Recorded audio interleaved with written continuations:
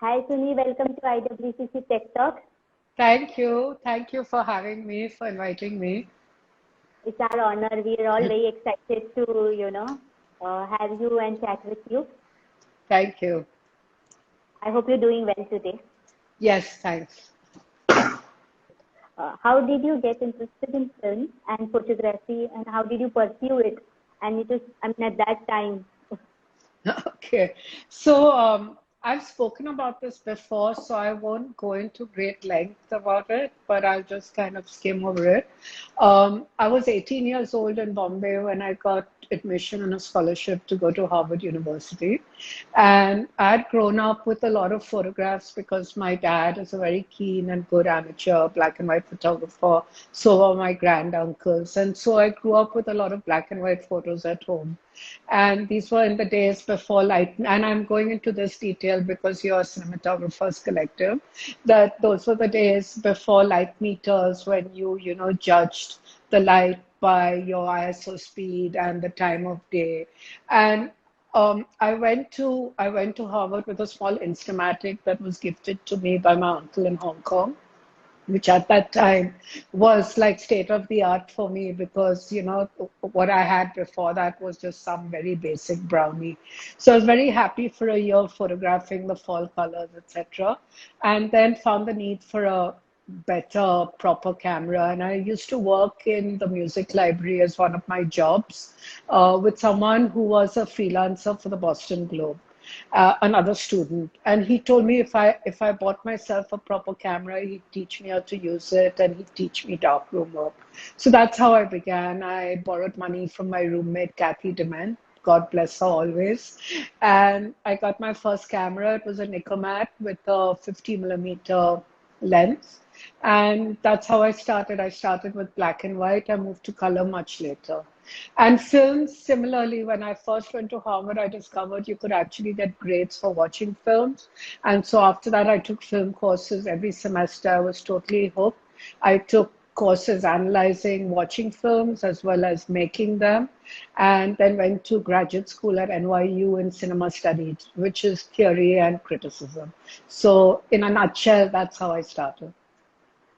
Yeah, but let's talk about your latest film, Ye Ballet, Yeah. which is on Netflix, produced by Siddharth Roy Kapoor. I would like to know the visual approach and how did you collaborate with the DOP Karthik Vijay on it? Okay. So, Karthik was introduced to me by Sanjay Sami, the key grip extraordinaire who works for Wes Anderson and a whole lot of other people.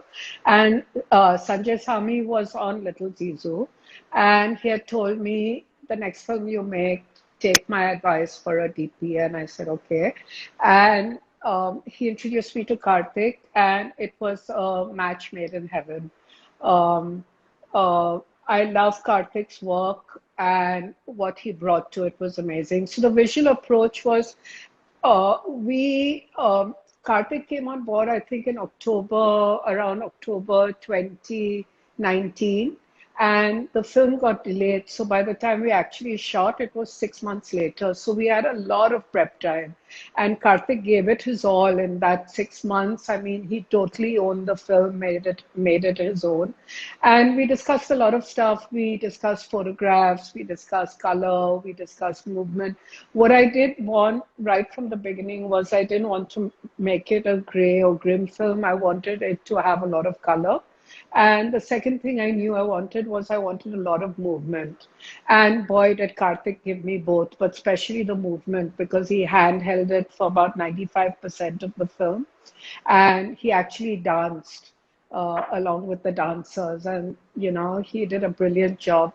When I first met Karthik, I had said what my requirements were, which was, of course, besides the visuals, I just wanted someone who would be very quick, who I wouldn't have to wait for, and someone who wouldn't sulk.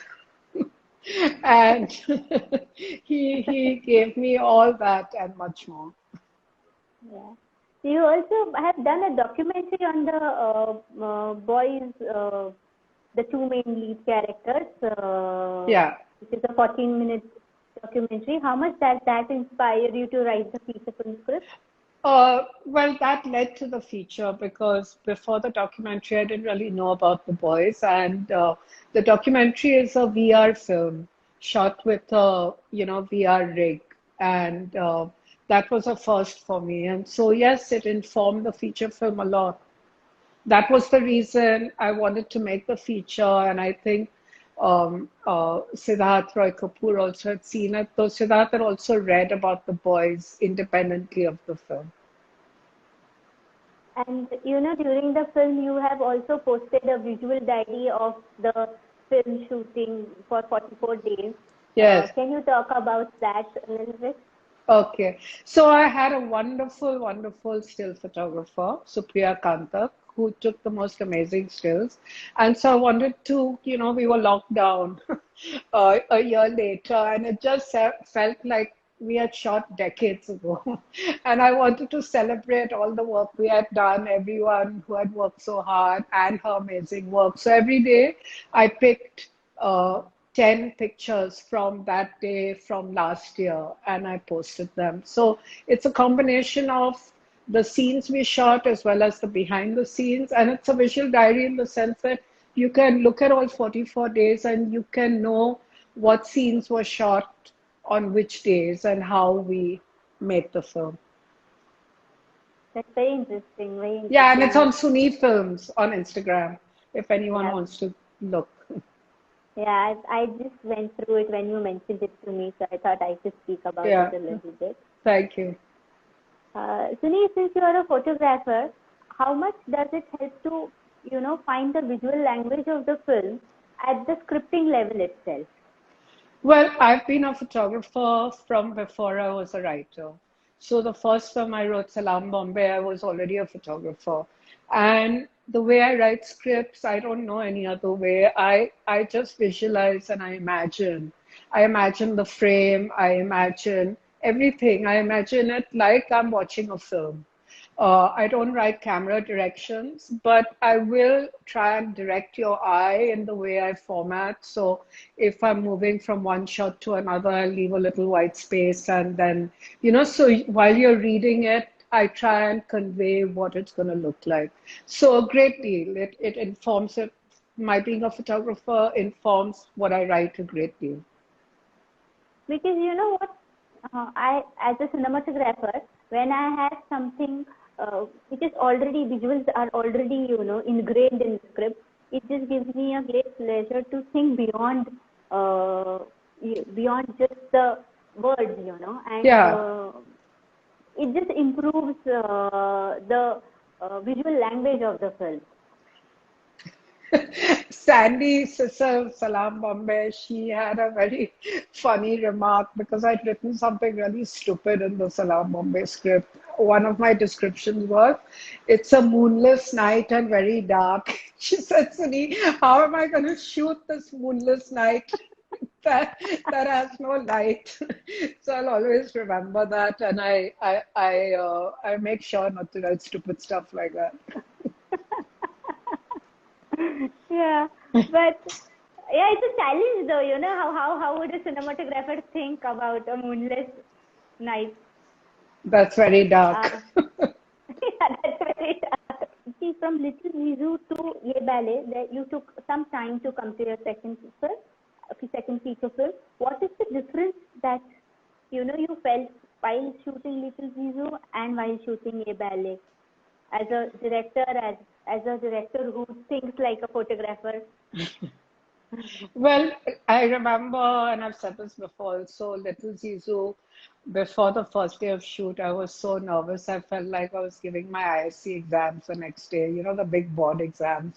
I was terribly, terribly nervous. And I think I lost a lot of weight on the Little Zizou shoot, though it was not, we had a great shoot. It was not that, but I guess somewhere inside I was still very nervous. I was much more relaxed on Ye Ballet, having done it before. That's one thing.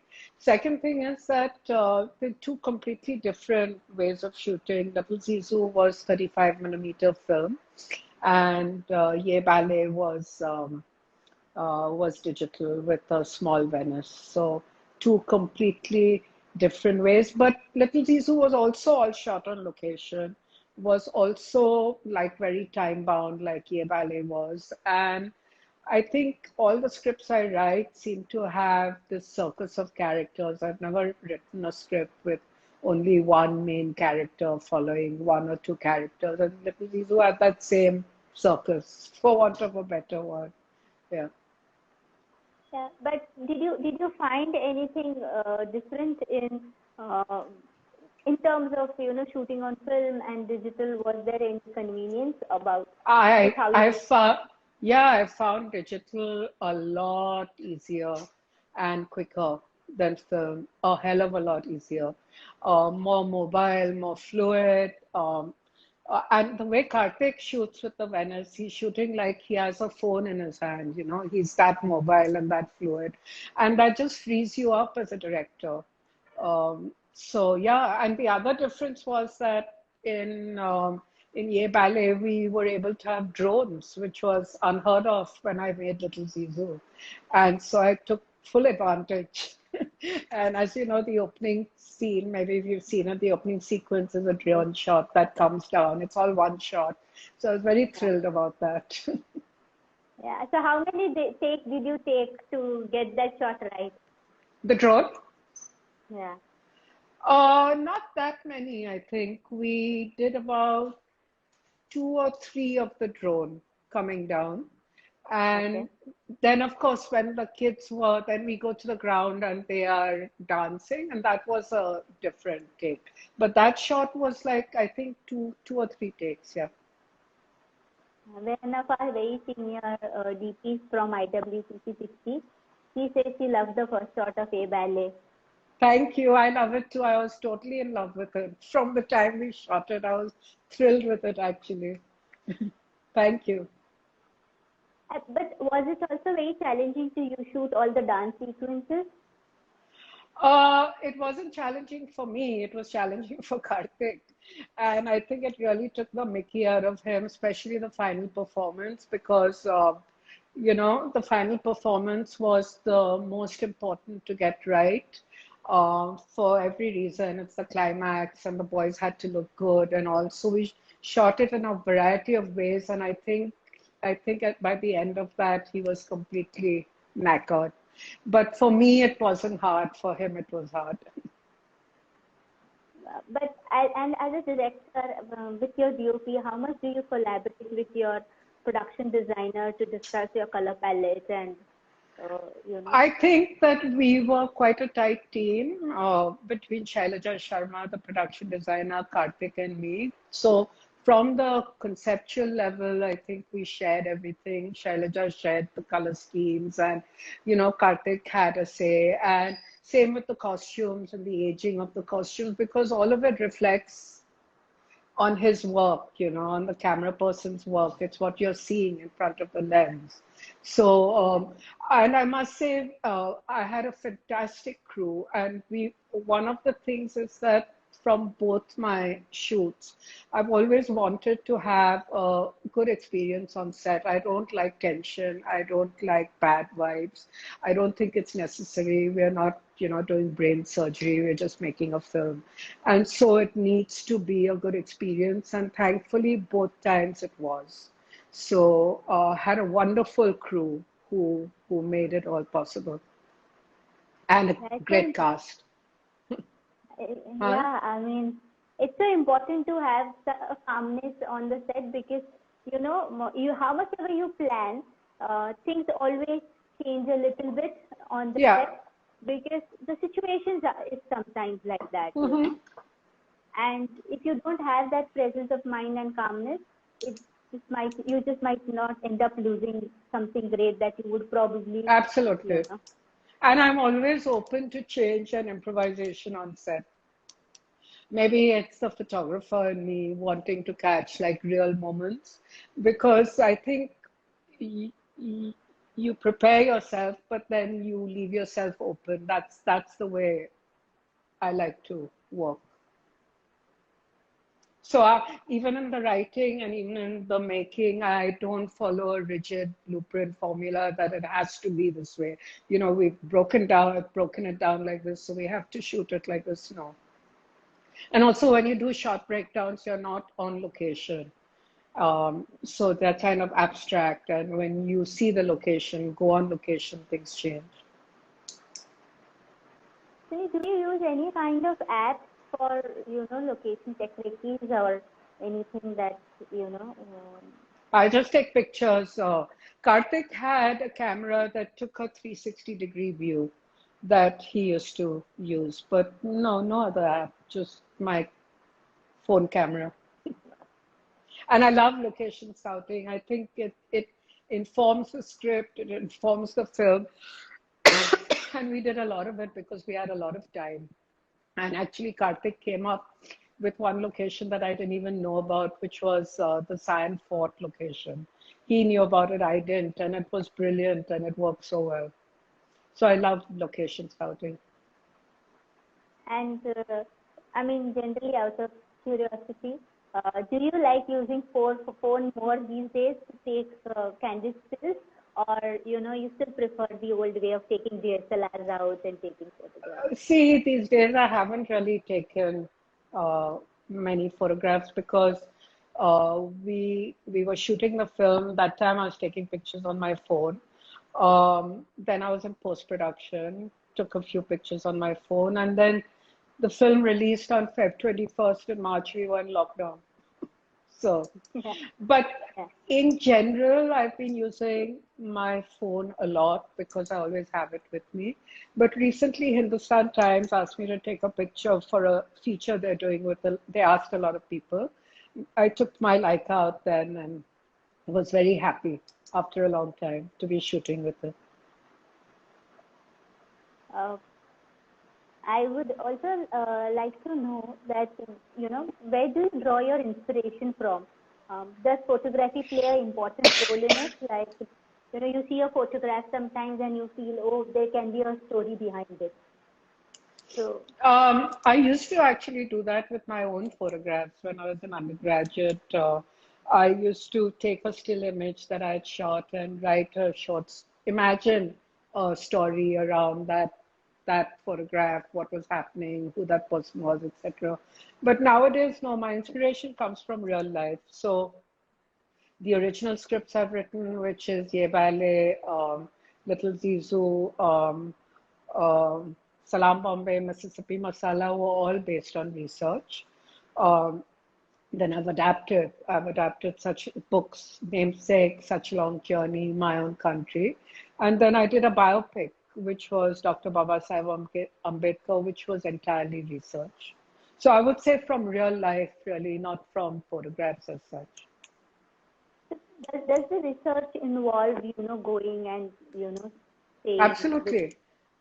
Not staying, but absolutely going and visiting and talking to and sometimes interviewing. Yeah, all that. Because, I mean, frankly, I am such a big fan of Namesake just because of its visual transitions and, Yeah, the city to city.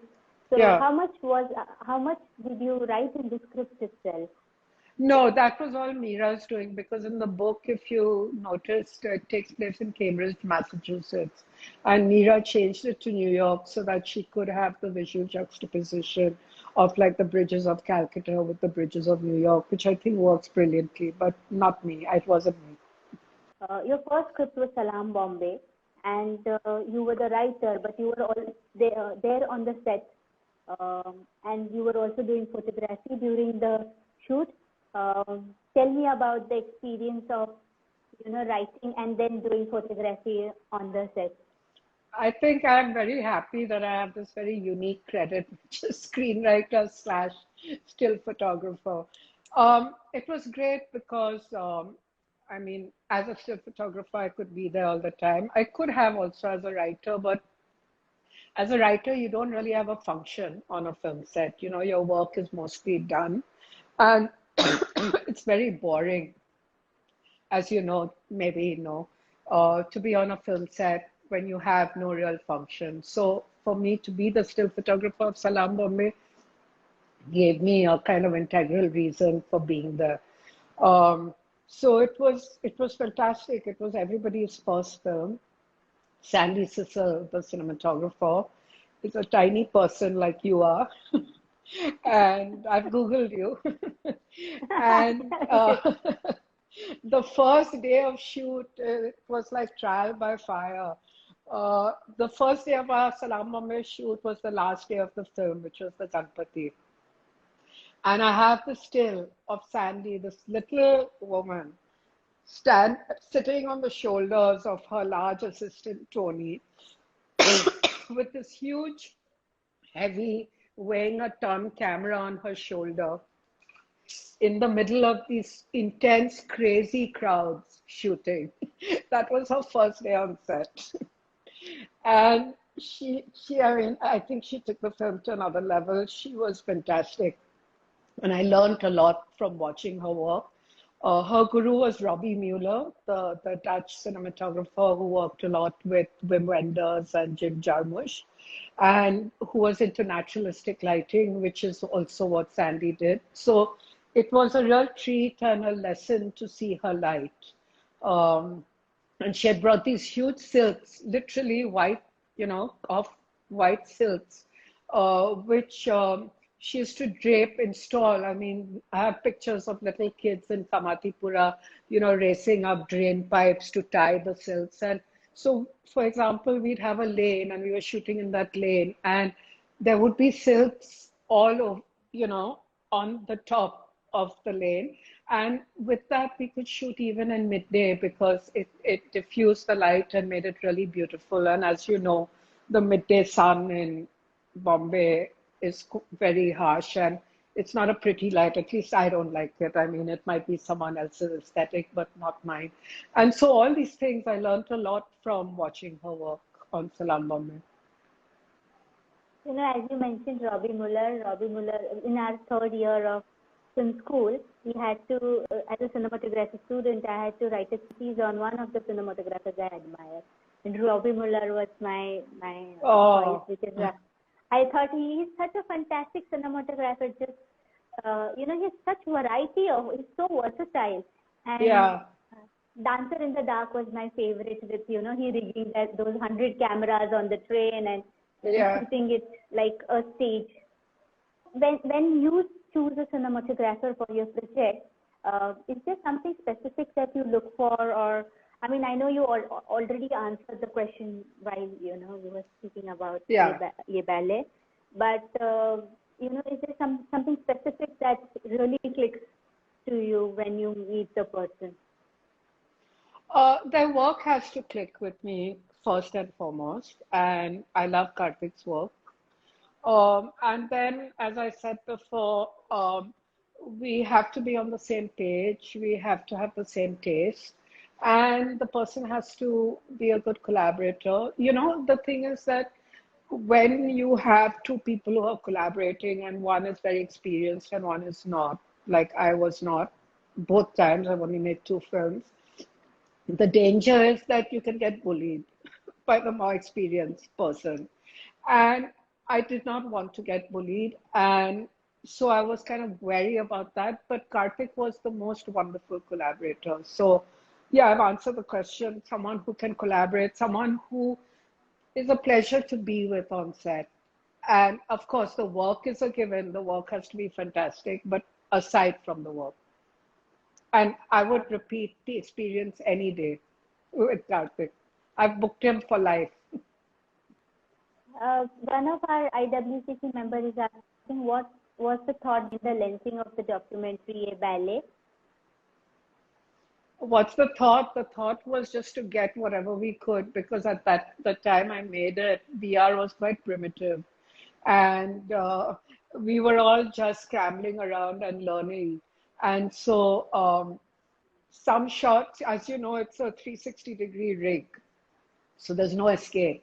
So in some shots, I can be seen. But then I learned, I kind of figured it out. So where I didn't want to be seen, I would place the camera and then we'd all leave and let the scene happen without us being there and see it later. The camera, the airport at the end, That the cinematographer, I had several on that because it was spaced over 6 months. But Rohan wrote, who shot that. The film only happened because of him. He was the kind of guy who would never take no for an answer. And the airport, we didn't have permission or anything, but he figured out how to rig the VR rig in Manisha's car, and so we were able to get that last shot, and that's I think what makes the film, because it really then becomes a story with a beginning, a middle, and an end. Was it a very cumbersome process at that time? Because it sounds like one with, leaving and then coming and watching if you have got the tape really. Yeah, it is cumbersome. It's also cumbersome because the subject can't get very close to the camera, otherwise you distort. So you always have to be careful to keep a certain radius around the camera free. So all those things, but the nice thing is that once it's made, it's wonderful. So Yeah, yeah. yeah, I, any film, I mean, that's the thing, Um, at the end, the film is what matters, and yeah, behind stories are just for the crew who cherish it more than the film. But then it is the it film is the that is film. finally, yeah. Absolutely. There's you write scripts for yourself, and you also write scripts. You've written scripts for others. What is the kind of difference you felt while doing that? See, I put in the same amount of work and I put in the same amount of myself in whatever I write, whether it's for myself or whether it's for someone else. The process is the same for me. The only thing that is different is that when I'm writing for myself, I have no notes till it goes out into the world. And when I'm writing for other people, I have notes starting from the beginning. So that's the only difference. Otherwise, the process, as I said, is completely the same. But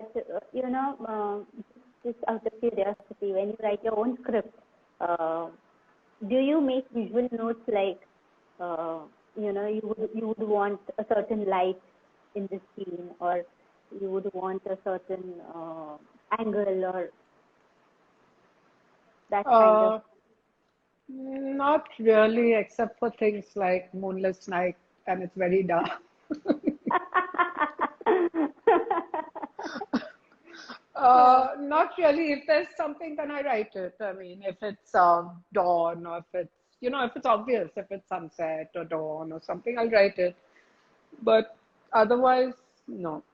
Basically, when I write a script, I don't want people to get caught up in description and prose. I want them to have a reading experience like they're watching a film. So I'm not too hung up on like describing every minute detail, because if I want something, if I'm directing it, I can always put it in or tell the DP or whoever else. I don't have to add it to the script and change the reading experience of someone reading it. When you sit with the cinematographer, coming back to the collaboration with the cinematographer, do you have your photo references that do you make Yeah, a photo journal? I didn't make a photo journal, but we discussed photo references. We discussed the photographer Alex Webb and certain film references, like everyone's film reference. I feel embarrassed to even say it, but In the Mood for Love, because I just love the way colors are used in The Mood for Love. So things like that. But as I told Karthik, these are just references. It's not like I wanted him to copy the look, or we were just sharing what we liked, if that makes sense. Yeah, it does. It does. There's somebody asking, in the film Ye Ballet, which shot do you think was most difficult, time consuming, and required efficient collaboration? I'm trying to think. We had so many difficult shoots. I'm trying to think of which was the most difficult.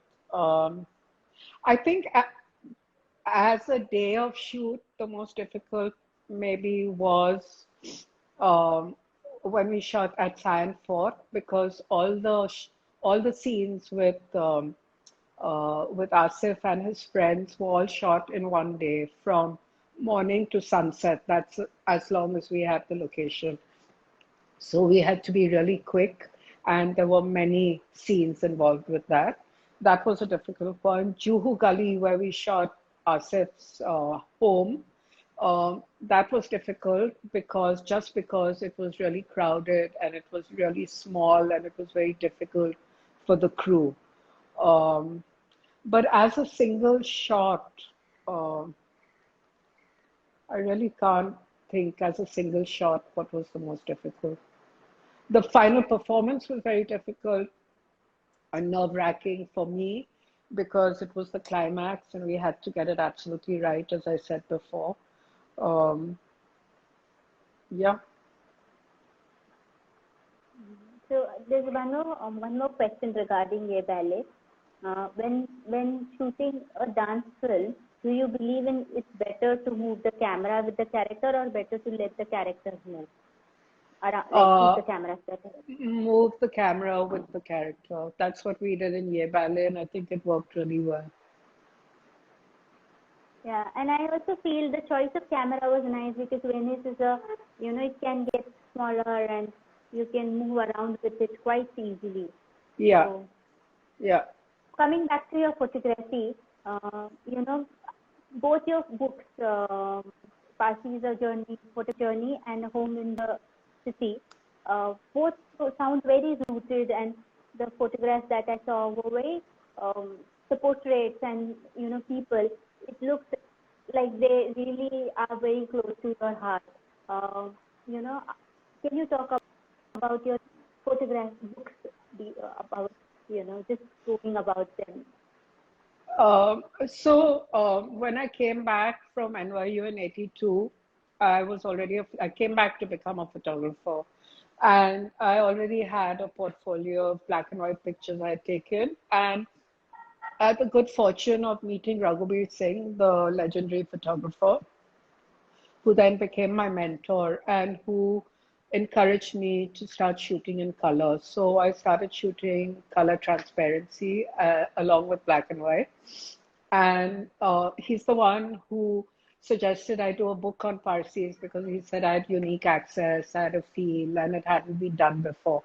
So that's how I started photographing for the book. Then Salaam Bombay happened, films happened, screenwriting happened, and my photography and the book kind of was on the back burner.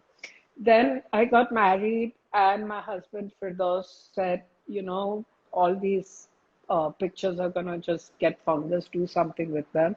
So that's when I revived it again and self-published I started a company called Good Books, which is the fourth leg of, the famous Zoroastrian triad of good words, good thoughts, good deeds, and I added good books. So Good Books published the first edition of Parsis, and I'm so thrilled about that because my grandfather and my granduncle were absolutely obsessed and in love with books and had many publisher friends, including DP Taraporevala and Sons, no relation, but they were publishers.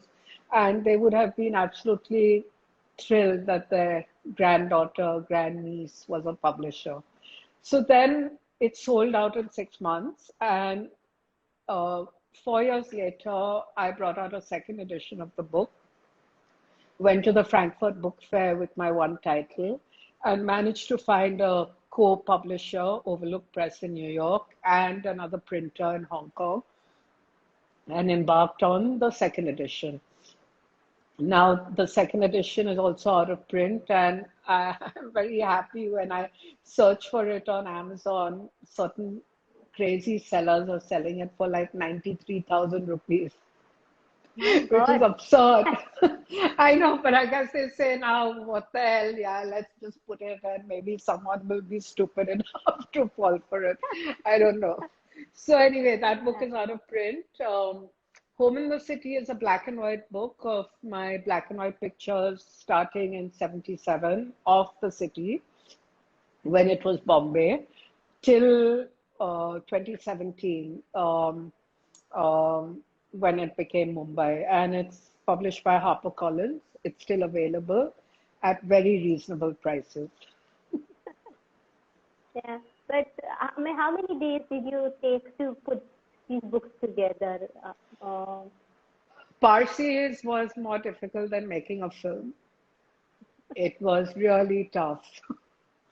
Um, Home in the City was really easy because my friend Siddharth Thanwan Sangvi is the one who initiated it, who found HarperCollins, and HarperCollins had a wonderful designer called Bonita. It was a very different kettle of fish. It was very easy, but Parsis was very, very hard. What cameras did you use to shoot both these, or film or digital? Uh, it's a combination of Leicas and some are with my dad's Nikon, but I would say mostly Leica. When I wrote Mississippi Masala, I've said this before also, but again, because you're a cinematographer collective, uh, in America, you get your maximum payment on the first day of principal shoot. So it's called your bonus. So I was in Greenwood, Mississippi, first day of principal shoot. I got a very nice, large, fat check. Went straight to New York to Ken Hansen. It's a photography store. Bought myself two Leica M6s, two 50 millimeter lenses, two 35. I just blew up that check on all the equipment that I had lusted after and could never afford. So that equipment took me through till I went digital. And then I went through, I've been through all kinds of digital cameras, but I've stuck with Leica because I can use my old Leica lenses on the Leica digitals.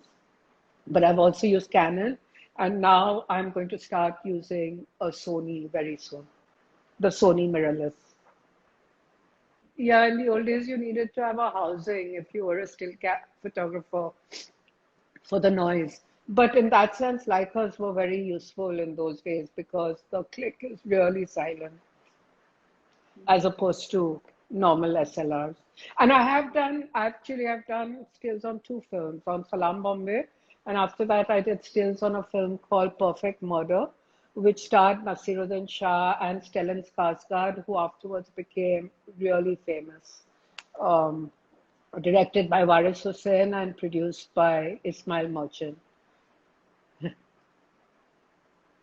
And did you enjoy that experience of It was my first movie? time on set. It was before Salaam Bombay, actually. So I'd never been on Oh, a film set before. Yeah, yeah. And I made a very close friend called Punima Raju who was doing props, and we are still friends. So that's what's great about film sets. You make friends, and then some friends you make friends for life, and it's really a very curious organism of film crew.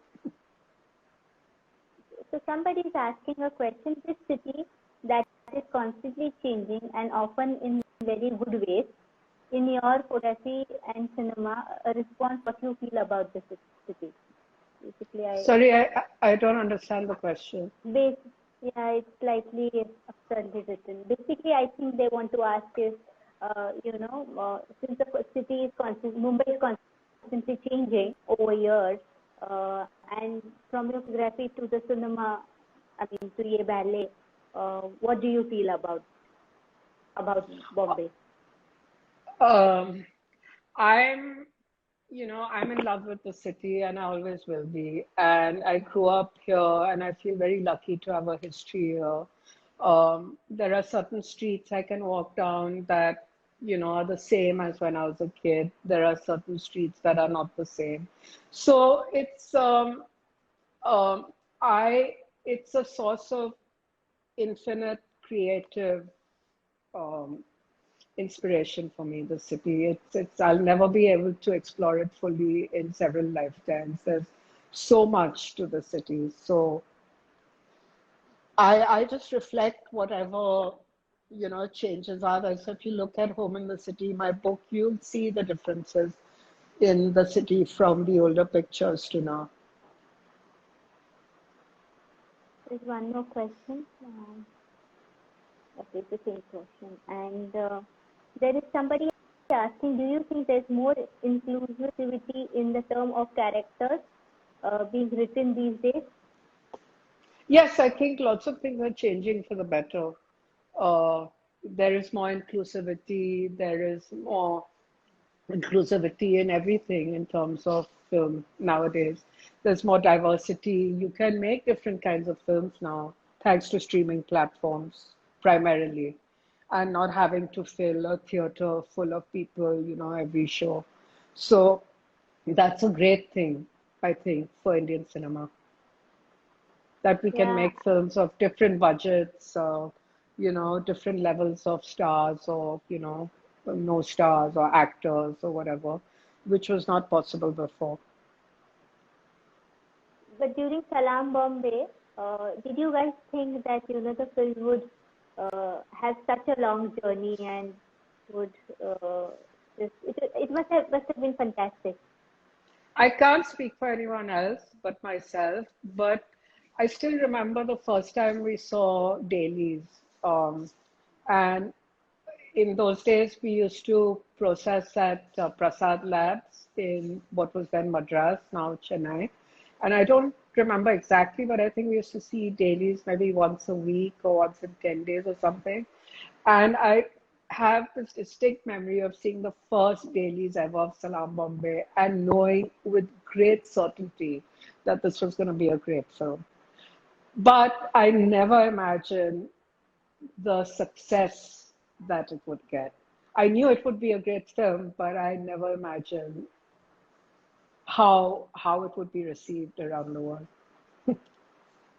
Yeah, I mean, I've just been a fan of your writing. I mean, Thank some of you. my just namesake and Mississippi Masala, and then your own films. They've just been Thank when I see your journey, I feel you like to, even in your photographs, that I feel that you like things to be explored on location, and you like the realness of the whole thing. Um, can you speak about that a little bit? Okay, so that's always been the case. I've uh, I've always been interested in documentary. Um, Not that I've always been interested in documentary films per se, because what I learned and what I watched and what I saw as an undergraduate and what has formed me as a filmmaker and as a writer have been narrative films. But in terms of photography, I've never been interested in creating images in a studio or conceptual work. I've always only been interested in documenting real life. So that's just the way it is. And even in films, I think both my films, Little Zizo and Ye Ballet, are very much rooted in a reality, which is why I love shooting on in real locations as opposed to building sets. Though we had one set which was fantastic in Ye Ballet, which was the ballet studio, and Shailaja did such an amazing job with that studio. I mean, it looked so real, and it was just it was well, the diary that I put out shows what it was before and what Shailaja turned it into, and then what it became again after we left. Unimaginable. Yeah, I mean, a good production designer is always a cinematographer. Yeah. you know. It all works should work really tightly together because it's all of one. I mean, it's not separate departments, it's all one, I think. Yeah, yeah. I mean, a lot of times when I meet directors, the first thing once I like the script, I ask is who's the production designer, because there is Right. so much difference in our work. Yeah. 80% of our work is through them. How much ever well I light, how much ever nice Yeah. angles I put, or Yeah. do anything. If the production design is not up to the mark, That's true. it just falls the whole visual palette apart. That's true. So two important people, actually three, the makeup and Yeah. costume and the Yeah. production designer, apart from the director and the producer, of course. And not to mention the actors. Yeah, of course. I mean, if they are bad, then there's nothing that we can do. Yeah. But yeah, sometimes when you have such veteran actors in front of you, or even sometimes, these young people who've not faced the camera at all, but they have some spark and presence on the camera that really helps to, Yeah. get, Yeah. Yeah. get. Also, one of the things I didn't mention as a director, I felt like Karthik was really my ally on the set. Not just on while shooting, but because we had 6 months of prep, he really was, he went through the journey with me. We had an acting workshop with a wonderful woman called Pooja Swaroop, and Karthik used to come there also, and I always listened to whatever comments he had. So in that way, it was great, and I think all directors need to have one person like that who is like an, for want of a better word, an ally. Yeah. And how much? Of course, Ye Ballet, you got a lot of prep time. How much prep time did you take for Little Zizu? Much less, much less.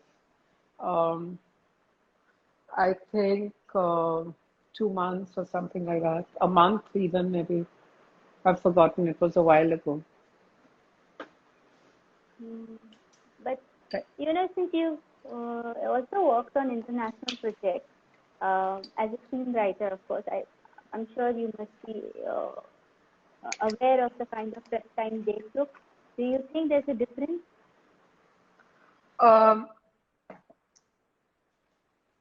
See, the films that have got made, everything that's got made has either been with Mira or Such a Long Journey. Yeah, the prep times, there's a lot of prep, and I think prep is really important when you make a film.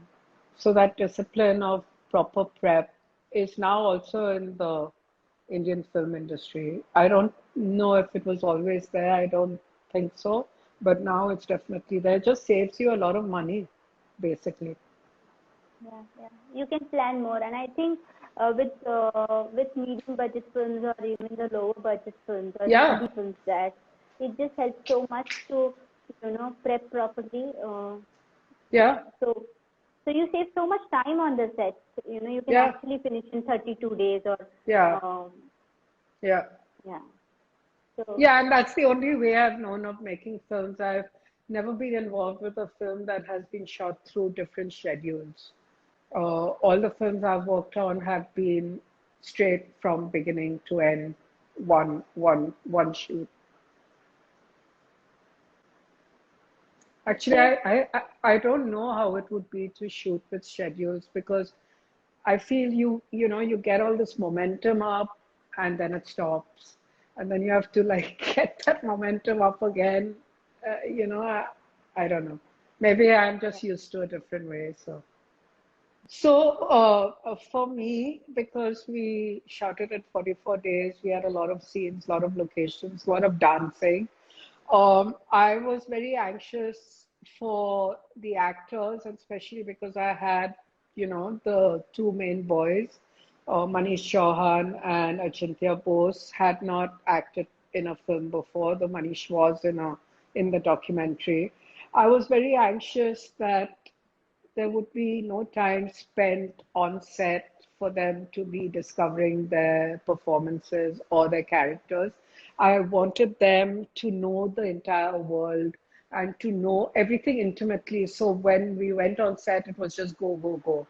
And that's why also I had this workshop with, again, Pooja Sarup, so that everyone knew what they were doing. And she was marvelous because she gave them tips and she helped them a great deal.